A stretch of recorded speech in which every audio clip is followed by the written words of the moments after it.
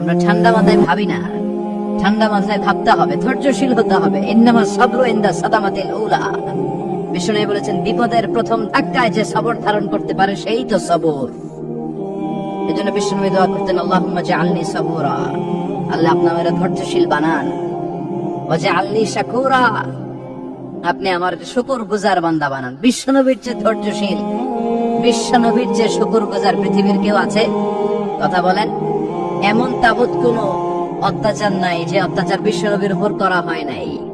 বিশ্বনবী মক্কার জামিয়া যখন দাওয়াত দিতে লাগলেন, ওনারে পাগল বলা হতো, বলা হতো তুমি পাগল, বলা হতো মুহাম্মদ একটা কবি, বলা হতো মুহাম্মদ হচ্ছে গণক। বিশ্বনবী যখন রুকু দিতেন, সিজদায় চলে যেতেন, উটের পচা নারী পুরিয়ে এনে বিশ্বনবীর কাঁধে ফেলে রাখা হতো। বিশ্বনবীর গলার মধ্যে রশি ধরে টান দেয়া হতো। কয়েকবার বিশ্বনবীর এই ঘাড়ের এই চামড়া ছেড়ে গিয়েছে, একবার চাদর টান দেওয়ার কারণে, আরেকবার রশি টান দেওয়ার কারণে। বিশ্বনবী কিছুই বলেন নাই, ক্ষমা করে দিয়েছেন। যেই মক্কার শত্রুরা বিশ্বনবীকে